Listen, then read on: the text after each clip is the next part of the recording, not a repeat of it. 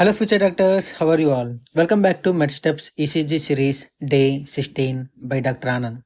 So in our previous lecture, we learned about normal sinus rhythm and sinus tachycardia. So today we will learn the opposite condition we call sinus bradycardia.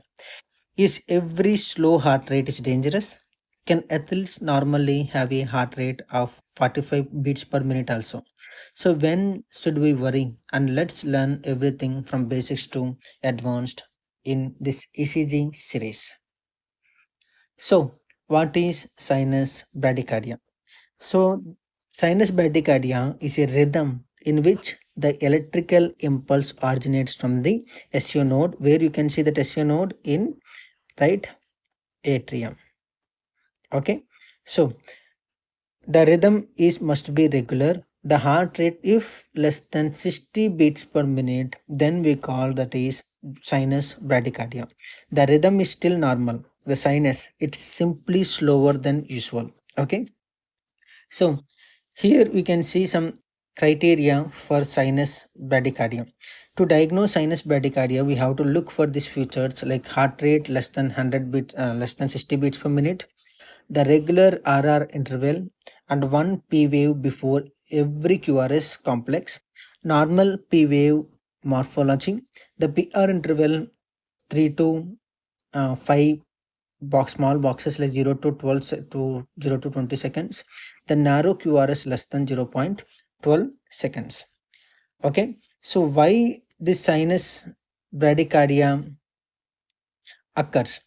Normally, you can see here the SA node fires more slowly than normal. This may be a normal physiological response. It may be because of medications, a sign of underlying disease. So in physiological causes, you can see here, these are the normal causes. Like for example, athletes. The athletes are um, well trained, and athletes have increased vagal tone, so their resting heart rate may be 40 to 60 beats per minute. This is usually normal. Next, you can say during sleep, heart rate naturally slows during sleep. So the sinus bradycardia at night is common. So high vagal tone relaxation and meditation. So high vagal tone seen in young healthy adults, and meditation and deep relaxation, um, if they have to do this type of exercise and everything, meditation, in that patients we can see bradycardia. Next we can see that is pathological causes. In pathological causes, first of all we can see inferior wall MI. The right coronary artery often supplies the SA node. An inferior MI may reduce SA node activity, results in sinus bradycardia. Okay, so inferior MI, right coronary artery involvement, then because of SA node will be present there, so it will lead to sinus bradycardia. Next we can see that is another condition, hypothyroidism. In hypothyroidism, low thyroid hormone slows metabolism and heart rate. Next, hypothermia will be like cold temperature and it decreases SO node firing. Next, we can see raised intracranial pressure. We can see Cushing reflex. The ECG may show bradycardia. Next, you can see sick sinus syndrome. Is the sick sinus syndrome, the SA node becomes diseased, common in elderly patients. It may cause persistent bradycardia. This sick sinus syndrome will cause persistent bradycardia and passes and alternating bradycardia and tachycardia. So some drugs also can cause bradycardia. For example, many medications slows the SA node. Examples, beta blockers like metoprolol, and non-dihydropyridine calcium channel blockers, that is verapamil and deltiazem, and the digoxin also can cause bradycardia, and amiodarone. So these are the main drugs can cause uh, bradycardia. Okay, so we have one memory trick. We can remember slow heart.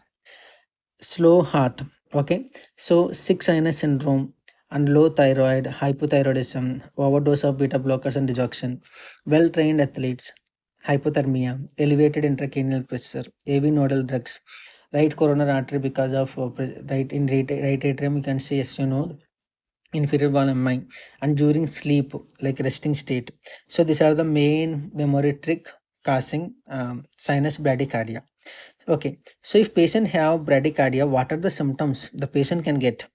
Many patients have no symptoms. If the heart rate becomes very slow, the symptoms may include like dizziness, fatigue, weakness, syncope or fainting, and shortness of breath and chest pain.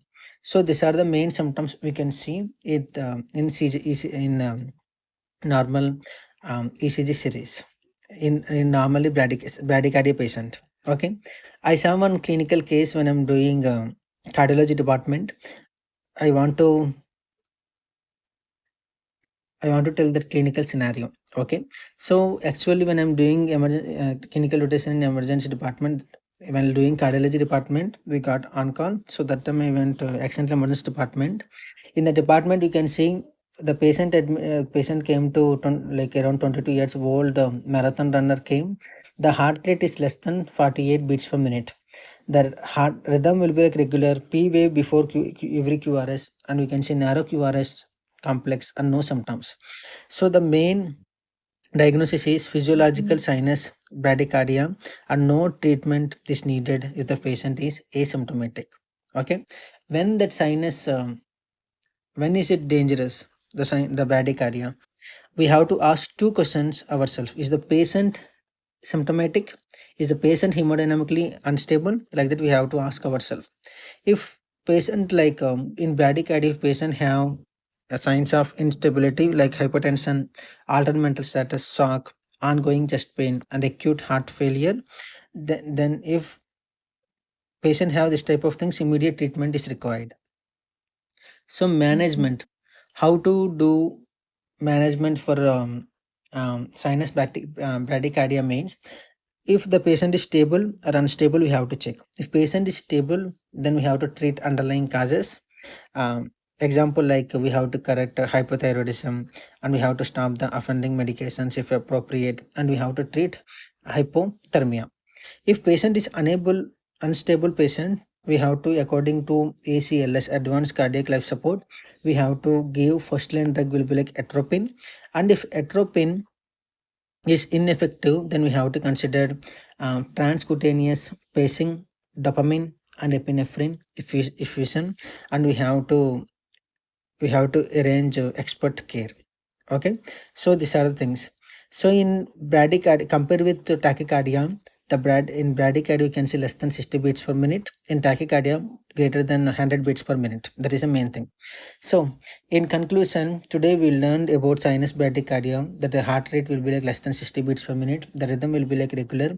We can see in common physiological causes and pathological causes. Common physiological causes like athletes, sleep, and increased vagal tone. In common pathological causes, we can see inferior MI because of right atrium, hypothyroidism, hypothermia, rise intracranial pressure, sick sinus syndrome. Okay, so in drug causes, we can see beta blockers, verapamil, delta HM, digoxin, and amiodarone. Okay, so these are the main things. In bradycardia, if patient have symptomatic and severe life-threatening condition, then we have to go with atropine. If atropine is not working, if an ineffective, then we have to go with epinephrine, dopamine, and transcutaneous pacing.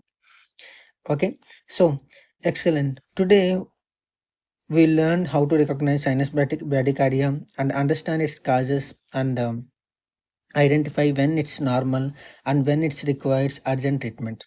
So in upcoming day 17, we will learn about sinus arrhythmia, including why it commonly occurs in young people and how to differentiate it from pathological irregular rhythms. So see you in our next ECG upcoming lesson on med stops.